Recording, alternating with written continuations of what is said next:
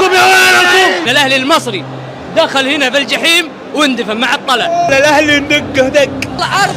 4 انتوا اكلتوها كتير، في ارضكم وخارج ارضكم. هنا الصغير مصر، الزمالك كبير مصر والاهلي الصغير. هذه المباراة أنا منتظرها ترى من يوم فزتوا على الهلال 4. ما فيش صايب على الاتحاد يا باشا.